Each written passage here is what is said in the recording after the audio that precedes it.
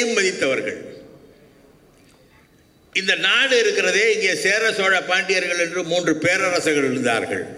வடக்கே மராட்டியர்கள், மகதர்கள், குப்தர்கள், மௌரியர்கள் என்று இருந்தார்கள்.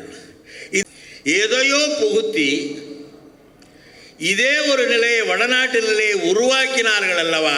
அவர்களுக்கு எதிராக போராட வேண்டிய தேவை ஏற்பட்ட காரணத்தினாலே தான் தந்தை பெரியார் சுயமரியாதை இயக்கத்தை உருவாக்கினார். காங்கிரஸில் பார்க்குறாரு, அங்கே ஒரு ஒரு குருகுலம் ஆரம்பித்தாங்க. இந்த குருகுலத்தில் என்ன நடந்துச்சுன்னா, காங்கிரஸ் கட்சி 5 லட்சம் ரூபா அந்த குருகுலத்துக்கு கூட்டிருக்கு. பெரியார் அது காங்கிரஸில் இருந்த நேரத்தில் வாவேசையர் அந்த குருகுலத்துக்கு பொறுப்பேற்கிறார். காந்தி தீண்டாமை இயக்க மாநாடு நடத்திட்டு இருக்கிறாரு, தீண்டாமை ஒழிப்பு பிரச்சாரம் பண்ணிட்டு இருக்கிறாரு. காங்கிரஸ் காசு வாங்கின குருகுலத்தில் மேல் சாதிக்காரனுக்கு ஒரு பாத்திரம் தண்ணி குடிக்க, கீழ் சாதி மற்ற சாதிக்காரனுக்கு ஒரு பாத்திரம் பெரியாருக்கு கோபம் வருது. காங்கிரஸ் கட்சியில் காசு வாங்கிட்டு காந்தியோடைய சிந்தனை தீண்டாமைக்கு எதிராக நீ நடத்துறியன்னு சொல்லிட்டு முதல் கோபம் அவருக்கு காங்கிரஸ் மேலே இதுதான். அடுத்த கோபம் தான் இந்த தாழ்த்தப்பட்டவர்களுக்கு இடஒதுக்கீட்டு பிரச்சனை. அப்படிதான் இங்கே நடக்குது. பல நேரங்களில் அரசியலை தாண்டி இந்த மத உணர்வு மக்களுக்காக போராடிய காந்தியாருடைய கொள்கையை எதிர்த்தே காங்கிரஸிலே சில தலைவர்கள் இருந்தார்கள் என்பதற்கு இது எடுத்துக்காட்டு. இப்படி இங்கே நம்ம ஊரில் கேளுங்க, எல்லா சாதிக்காரங்களும் நாங்கள் ஆண்ட பரம்பரைம்பாங்க, எல்லாரும் சொல்லுவாங்க நாங்கள் ஆண்ட பரம்பரைம்பாங்க. ஆனால் வடக்க சத்திரியன் தான் ஆண்ட பரம்பரை, வேறு யாரும் ஆள முடியாது. இப்படிப்பட்ட நிலையிலே ஒரு இயக்கத்தை உருவாக்கி நாம் பெற்றிருந்த பெருமையை மீண்டும் நிலைநாட்ட வேண்டும், போராடி மீட்க வேண்டும் என்ற எண்ணத்திலே உருவான இயக்கம்தான் சுயமரியாதை இயக்கம் என்பதை நாம் மறந்துவிடக்கூடாது. ரொம்ப போக வேண்டாங்க. 1850 இங்கே வெள்ளையர்கள் தமிழ் பகுதிக்கு வந்துட்டு இருந்த நேரம், அந்த நேரத்தில் இங்கே சிலர் வெள்ளையர்களை எதிர்த்து போராடினார்கள். அப்படி போராடிய மன்னர்களில் ஒருவன் பூலித்தேவன், நெற்கட்டும் சேவல் என்ற ஒரு சிறு பகுதியை ஆண்ட ஒரு மன்னன், சிற்றரசன். வெள்ளையரை எதிர்த்து போராடினான். அந்த பூலித்தேவனின் படைக்கு தளபதி யார் என்றால் ஒண்டி வீரன், ஒரு தாழ்த்தப்பட்ட இனத்தை சார்ந்தவன். அப்பொழுது தாழ்த்தப்பட்ட இனம் என்று கிடையாது. அந்த ஒண்டி வீரன் ஒரு அருந்ததிய வகுப்பை சார்ந்தவன். அந்த ஒண்டி வீரன் ஒரு படைக்கு தலைமையேற்று அவனுக்கு கீழே படை வீரர்கள் எல்லாம் பணி செய்கிறார்கள் என்றால், இங்கே அந்த காலகட்டத்தில் கூட ஒரு சமத்துவம் நிலவிய காரணத்தினாலே தான் இது நடந்ததே தவிர வேறு எந்த காரணமும் இல்லை. தமிழர்கள் உலகிற்கே சமமாக வாழ்ந்த எடுத்துக்காட்டான ஒரு இனம் தமிழினம். இந்த இனத்தையும் சிதைத்து விட்டார்கள். இதை மீட்டெடுக்கும் போராட்டமாகத்தான் சுயமரியாதை இயக்கம் தோன்றியது. இந்த 2 நூல் புத்தகங்களையும் படிக்க கேட்டார் ஐயா, ஆசிரியர் கேட்டாங்க திருநாவுக்கரசு ஐயா கூட, இதை நீங்கள் படிக்கவே இல்லையா, என்னென்னமோ பேசுகிறீங்களேன்ட்டு. அதை அப்படியே புரட்டினேன். எல்லாமே தியாக வரலாறாகவே இருக்கிறது. இந்த இன மக்களின் சுயமரியாதையை காப்பாற்ற யார் யார் எத்தகைய தியாகத்தை செய்தார்கள், எத்தனை பேர் உயிர் நீத்தார்கள், எத்தனை பேர் பல காலம் தன்னுடைய வாழ்க்கையை சிறை கூடத்திலே அனுபவித்தார்கள் என்று இருக்கிறதே தவிர, இவை அனைத்தும் இந்த மக்களை மனிதர்களாக மதிப்பதற்காக அவர்கள் செய்த தியாகம் என்ற உணர்வை நாம் பெற வேண்டும் என்பதை இந்த நூல் நமக்கு சொல்லி தருகிறது. என்ன சுயமரியாதை இயக்கமான அடிப்படை காரணம் ஒன்றும் இல்லை.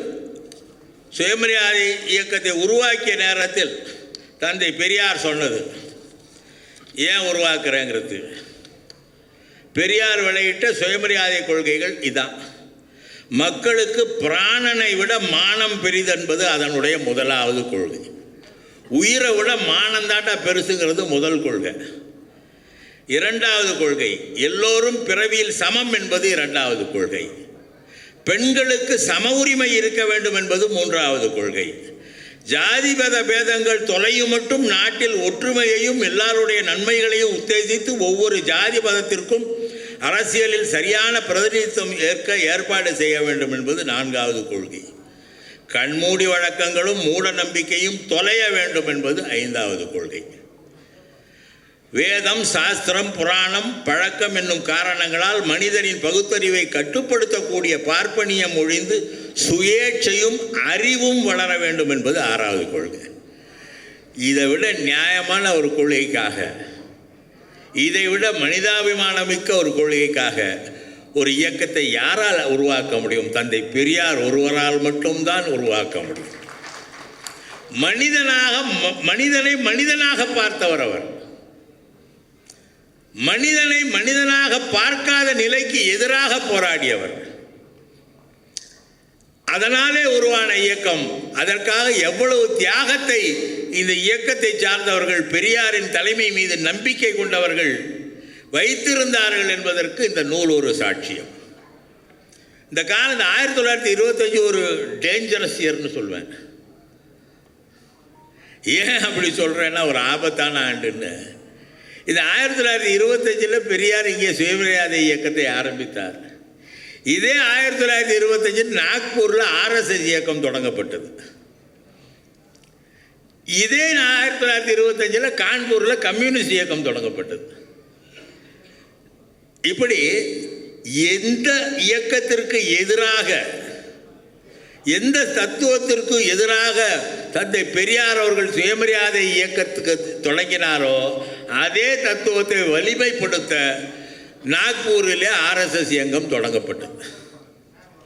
நல்ல வேளையாக பெரியார் அதை நினைத்து தொடங்கினாரோ இல்லையோ தெரியவில்லை. அவர் தொடங்கிய காரணத்தினாலே RSS இயக்கம் இந்த பகுதிக்குள்ளே நுழைய முடியாத நிலையை, அதை தடுத்து நிறுத்திய நிலையை தந்தை பெரியார் உருவாக்கி இருக்கிறார் என்பது நமக்கு பெருமையானது. ஒரு ஐயா சகோதரர் சுபவி அவர்கள் சொல்லும் பொழுது கூட ஜின்னா ஐயா அம்பேத்கர் சந்திப்பை பற்றி சொன்னார். தந்தை பெரியார் திராவிடஸ்தான் கேட்டார். அவரோடு நெருங்கி பழகியவர்கள் ஏடி பன்னீர்செல்வம், சரி ஏடி பன்னீர்செல்வம். அவர் ஒரு வட்டமேசை மாநாட்டுக்கு சென்றார். அந்த நேரத்தில் அந்த வட்டமேசை மாநாட்டிலே தனி திராவிட நாடு வேண்டும் என்கிற கோரிக்கையை அவர் வைப்பார் என்ற எதிர்பார்ப்பு இருந்தது. அவர் ஓமான் நாட்டில் அவர் பயணம் விமானம் செல்லும் பொழுது விமானம் கடலிலே மூழ்கி அவர் உயிர் விட்டார். ஒருவேளை அவர் போயிருந்தால் இதை பற்றி பேசியிருப்பாரோ என்கிற எண்ணம் கூட நமக்கெல்லாம் இருக்கும். எனவே ஒரு இயக்கம் மனிதர்களை மனிதர்களாக மதிக்க வேண்டும் என்று சொல்வதற்கான ஒரு இயக்கம். அதுதான் சுயமரியாதை இயக்கம், வேற ஒன்றும் இல்லை. ஏனென்றால் மனிதர்களாக மதிக்கப்படாமல் கடவுளின் பெயரால் இவன் கீழானவன், இவன் மேலானவன், இவன் ஆழத் தகுதியானவன், இவன்களுக்கெல்லாம் மேலானவன் என்று சொல்லக்கூடிய ஒரு நிலையை உருவாக்கிய அந்த சிந்தனைக்கு எதிரான, அதை கடவுளின் பெயரால் சொல்லி மெல்ல மெல்ல இங்கே புகுந்து இந்த மக்களின் மனதிலே கடவுளின் பெயரால் ஒரு அச்சத்தை ஏற்படுத்தி அதன் விளைவாக நம்மையெல்லாம் அடிமைப்படுத்தி அதையும் தாண்டி நமக்குள்ளேயும் பிரிவினையை ஏற்படுத்திய அந்த சித்தாந்தத்துக்கு எதிரான சித்தாந்தம் தான் தந்தை பெரியார் உருவாக்கிய சுயமரியாதை இயக்கம். நாம் அதை ஏற்றுக்கொண்டால் நம்மை கண்டு அஞ்சுவார்கள். இன்றைக்கு மும்மொழி கொள்கை இப்போ எல்லாம் பேசுனாங்க. நான் ரொம்ப அதை பற்றி பேசலை. ஒன்று சொல்லிடுறேன். தமிழ்நாட்டிலே 1968 இருமொழி கொள்கைக்கான ஒரு சட்டம் தமிழக சட்டமன்றத்திலே நிறைவேற்றப்பட்டு இருக்கிறது. அது சட்டம், மாநில சட்டமன்றத்திலே நிறைவேற்றப்பட்ட ஒரு சட்டம். ஆனால் மும்மொழி கொள்கை, புதிய கல்விக் கொள்கை எந்த நாடாளுமன்றத்திலே நிறைவேற்றப்பட்டது என்று தெரியவில்லை. அது அவங்க ஒரு ரெசல்யூஷன், ஒரு தீர்மானம். இந்த கல்வி என்பது பொதுப்பட்டியலிலே இருக்கிறது. மாநில அரசுக்கும் அதிகாரம் உண்டு, ஒன்றிய அரசுக்கும் அதிகாரம் உண்டு. இந்த சூழ்நிலையிலே நீ மும்மொழி கொள்கையை ஏற்றுக்கொள்ள வேண்டும் என்றால் எங்கள் சட்டமன்றத்திலே நிறைவேற்றப்பட்ட ஒரு சட்டத்துக்கு எதிராக நாங்கள் செயல்பட முடியாது என்று சொல்லுகிற உரிமை மாநில அரசுக்கு உண்டு. ஆனால் நீ இதை ஏற்றுக்கொள்ளாவிட்டால் பணம் தர மாட்டேன் என்று சொல்வது இந்திய அரசியலமைப்பு சட்டத்திலேயே கிடையாது. ஆனால் அரசியலமைப்பு சட்டத்தை மதிக்காத அவர்களுடைய போக்கு, நாம் நிறைவேற்றிய சட்டத்தை மதித்து இருமொழி கொள்கையை மாற்றிக்கொள்ள மாட்டோம் என்று சொல்கிறோம். அவர்கள் அரசியலமைப்பு சட்டத்தை மதிக்காமல் உனக்கு பணம் தர முடியாது என்று சொல்கிறார்கள். ஏனென்றால் அவர்களுக்கு கல்வியும் முக்கியமல்ல. நான் சொல்கிறேன், படிப்பது மாணவர்கள், அந்த மந்திரி அல்ல. இதுதான் புதிய கல்விக் கொள்கை என்பதை வெளிப்படையாக வெளியிட சொல்லுங்கள். அதில் என்ன இருக்கிறது என்று பார்ப்போம். அதற்கு பிறகு அதை பற்றி ஒரு விவாதம் நடக்கும். எப்படி ஏற்றுக்கொள்கிறார்கள் கேட்டால், நாங்கள் மொழியை திணிக்கலை, நீ எந்த மொழியை வேணாலும் படிக்கிறாங்க. நான் ஒன்றே தான் கேட்டேன். உத்தரப்பிரதேசம், மத்திய பிரதேசம், ராஜஸ்தான், பீகார், ஹரியானாவில் மும்மொழி கொள்கைங்கிற பேரில் மூன்றாவது மொழியாக எத்தனை பேர் தமிழை, தெலுங்கு, மலையாளத்தை, கன்னடத்தை படிக்கிறான்னு சொல்லு. யாராச்சும் படிக்கிறாங்களா? அங்கே ஒரு மொழி கொள்கை தான். இங்கிலீஷ் படிக்கிறவங்களே குறைச்சல், ஹிந்தி மட்டும்தான் படிப்பாங்க. அந்த மாநிலத்துக்கு ஏன் பணம் தர? அங்கேயும் 3 மொழி படிக்கணும்னு சொல்லிட்டு பணம் தர வேண்டியது தானே? நீ ஆளுகிற மாநிலம் என்றால் ஒரு சட்டம், நீ ஆளாத மாநிலம் என்றால் ஒரு சட்டம் என்ற நிலையிலே அரசியலமைப்பு சட்டத்துக்கு விரோதமாக ஒரு ஒன்றிய அரசு செயல்படுகிறது என்றால் அதற்கு நாங்கள் பணிய மாட்டோம். அந்த பணிய கூடாது என்கிற உறுதியை எங்கள் தந்தை பெரியார் அவர்கள் சொல்லி இருக்கிறார். அந்த வரலாறு தான் இந்த சுயமரியாதை இயக்க வரலாறு. இதை படியுங்கள். நாம் இந்த சாதி அந்த சாதி, சூத்திரன், வைசியன், சத்திரியன் என்று வாழ மாட்டோம். மனிதனாக வாழ்வோம். மனிதனாக வாழ வைப்பதற்காக தந்தை பெரியார் உருவாக்கிய இயக்கத்தை வரலாறு. இதை படியுங்கள். நாம் மனிதனாக வாழ்வோம். காலம் பூராவும் தந்தை பெரியாருக்கு நன்றியுடன் இருப்போம் என்று சொல்லி விடைபெறுகிறேன். வணக்கம்.